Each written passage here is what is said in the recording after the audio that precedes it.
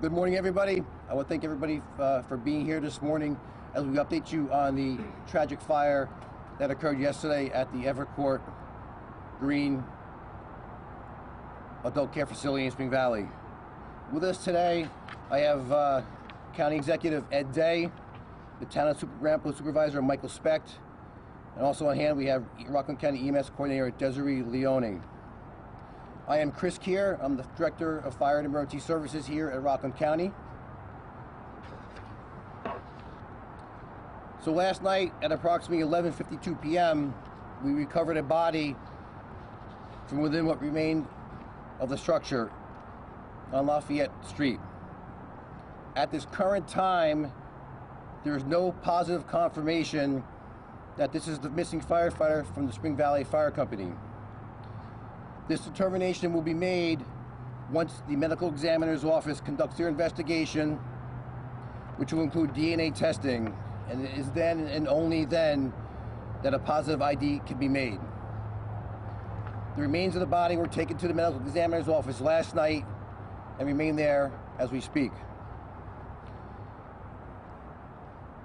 As I reported yesterday, the initial call was dispatched at 12:52 a.m. for reported smoke in the building with the fire alarms going off. The Spring Valley Fire Department arrived on the scene shortly thereafter, and with the assistance of the Spring Valley Police Department and the staff of the facility, began evacuating numerous residents from the facility. There was approximately 112 residents in the facility at the time, and many were trapped on the fire floor and the floors above. Chief of the Spring Valley Fire Department, Ken Conjura, requested immediately mutual aid to respond to the scene, which brought additional resources. Currently, they are still operating on the scene, putting out hot spots and securing the overall structure while the investigation continues. The investigation is currently a joint investigation being conducted by the state fire investigators from the Office of Fire Prevention and Control, the Rockland County Sheriff's Department, DCI Fire Investigation Unit, and the Village of Spring Valley Police and Building Department. At this time, we must acknowledge the following agencies who went well above and beyond and out of their way, in addition to heroic actions last night. The Spring Valley Fire Department, who was first to arrive on the scene, the remaining 25 volunteer fire companies of Rockland County, who went one way or another assisted by providing mutual aid coverage to the scene or standbys. The Rockland County EMS Coordinator's Office, the numerous EMS agencies within Rockland County who responded, the Rockland County Executive's Office, the Town of Clarkstown and the Town of Ramapo, Red Cross, New York State Police, Countywide Emergency Services Canteen Unit, the Bergen and Orange County Fire Coordinator's Office, who assisted in providing mutual aid coverages, Goostown Communications, and Siafi Services. They all played a vital role last night at the incident, and many do continue that today. A total of 13 residents were transported to area hospitals, and at this time we are aware that one is still in critical condition. Many residents were treated at the scene and refused transport. A current updated list of remaining residents is being worked on, and we know that most were transported to other area adult care facilities. There was one fatality, which was a male. We do not currently have any information on him. There were 2 firefighter injuries. One firefighter was released, and one firefighter was kept overnight due to high carbon monoxide levels in his blood. There was some misinformation being circulated among the media. There was no firefighter or anybody on the scene that had a heart attack. I know it's going around, but that's been some misinformation. Ed, would you like to speak first before questions? Right. County Executive Ed Day.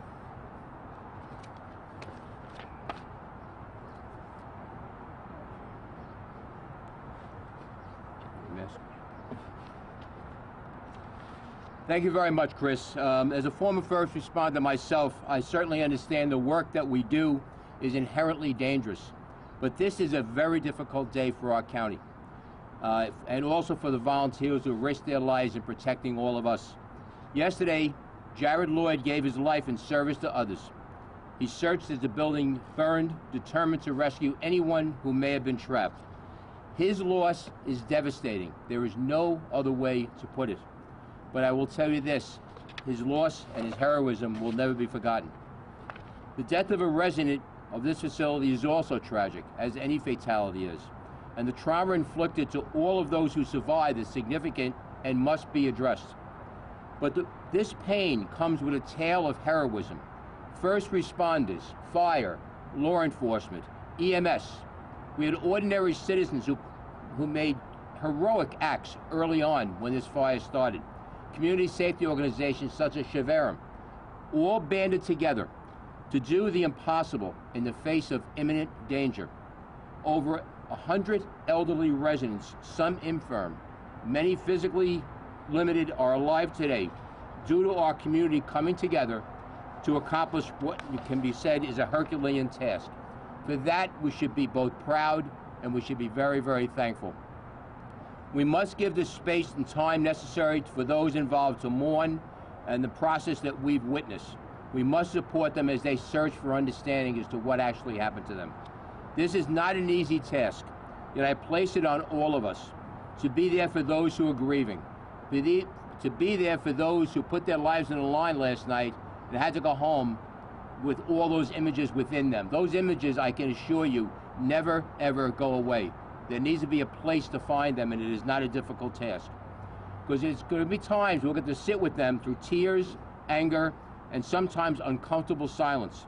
But to persevere, because this is the incident could show how fleeting life can be. I know being at the scene yesterday, it was very difficult because I knew much of what I saw harkened back to my time in the NYPD and Baltimore PD, things that you see, things that you feel, and you know that the only thing you can do is put a hand on a shoulder, maybe squeeze an arm. Words will never work at that moment. But it also shows the strength and value of each and every life. We each have a chance to make a difference for others, to show up when things are the most difficult, and that's exactly what occurred yesterday. That is a task Rockland is well suited for because we are strong, we have struggled, and yet we have always been there for our neighbors and our friends when they needed us the most. With that, John, Chris?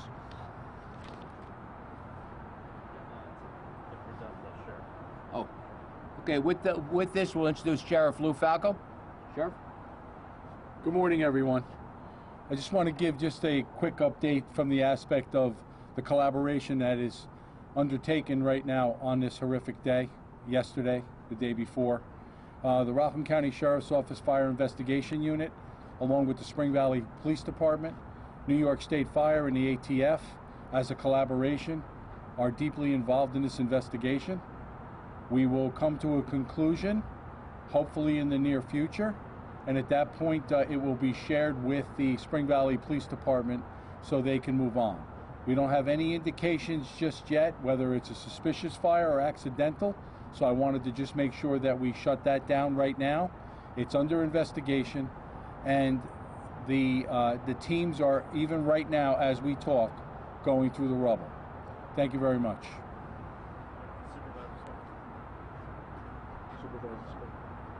Supervisor Michael Speck, the town of Ramapo. Mike? Thank you, Ed. No, this is just an unspeakably sad day. The only inspiring thing was the fact that due to the heroism of the numerous first responders, police, fire, emergency services, volunteer organizations from every municipality, from multiple states, multiple organizations, that this tragedy was not much worse than it was, bad as it was. And we have to be thankful to the firefighters and others who risked their lives, and one who made the ultimate sacrifice to save the residents of this facility. So I think that's something that we have to take away from this. Thank you. Press will take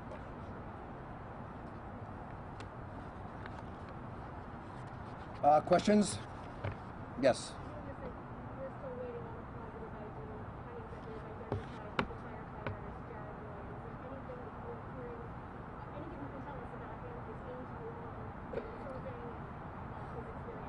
No, I really can't comment on it right now. After speaking with the investigators and the Spring Valley Police and Fire Department, I really can't comment on that right now.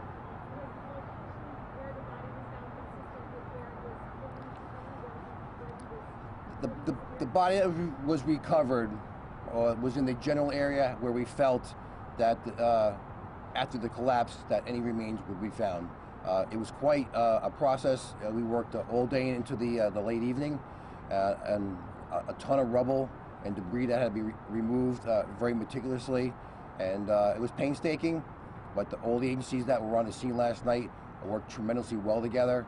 I can't thank everybody enough who operated during this whole entire period. It was well run from the state to the local level. Excuse me?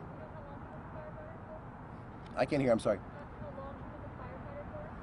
Mr. Lloyd? 15 years, I believe, yes.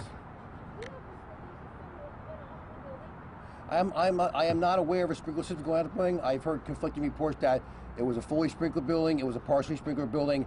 That I can't confirm. That would have to be confirmed through the Village of Spring Valley fire inspectors and building department. Do you think that there might have been any sort of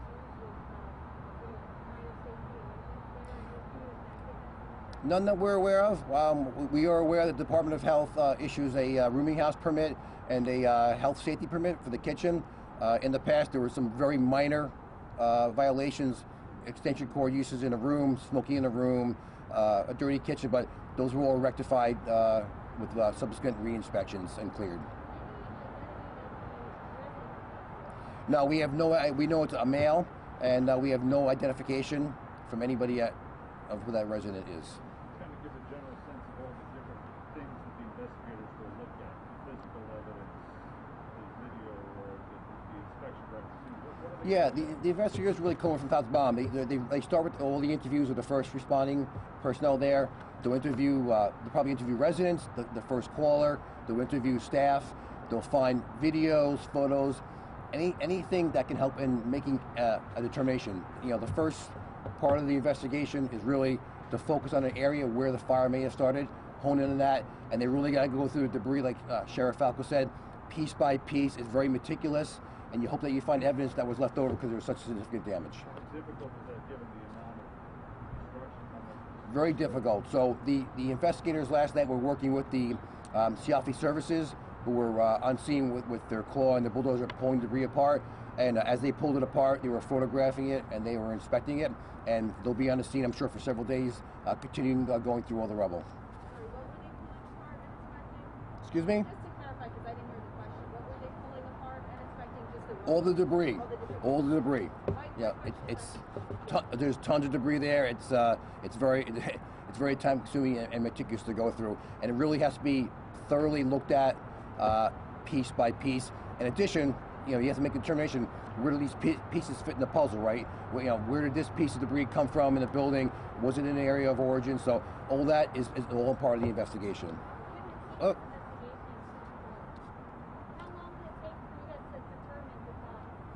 To determine this, there is no time frame for a cause of determination. This can go on for quite a while. It was quite extensive damage. There's a lot of agencies involved that are doing this joint investigation. It's going to take some time. There's absolutely no time frame we can put on this. Can you speak to the age or the composition of the building? I mean, it seemed like a very old building. I don't know how old, but can you speak to whether that was a factor in how quickly it spread? Yeah, I'm unaware of the age of the building. I know there was, if you look at the building, there was multiple additions put on it over the years, from very old to very new. I can't comment on what the area of, where the heaviest bulk of fire was initially, what that type of construction was. So, yeah, again, I'm not too familiar with that. That's something that the Spring Valley Police and Building Department would have to comment on. So. Can you speak to sort of the feeling now that we're a day removed from the fire? While you haven't yet confirmed, I understand that the remains of that of Jared Lloyd, the feeling amongst his colleagues at Spring Valley and also just at the Rockland County Fire Department? Well, I think in general, and particularly, it hits very hard for the Spring Valley Fire Company. That this was a tragic loss for not only the department, the fire service in general, emergency services, and a county resident. We have not experienced a loss like this in quite some time, and it's going to hit hard. It's going to take a long time to heal. Many will never forget, but We have multiple services through the county. We have a critical incident management team that will work with everybody involved in the incident and help them cope. But it's going to be a tremendous loss, and it's going to take a long time to sort through this.